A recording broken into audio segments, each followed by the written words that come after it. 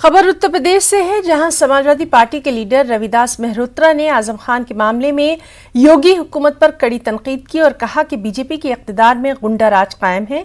Samajwadi party के लीडरों पर खुले तौर पर जुल्म सितम ढाया जा रहा है।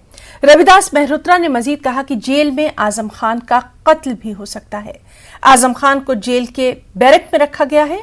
उन्हें आजम खान से मुलाकात का मौका नहीं दिया गया।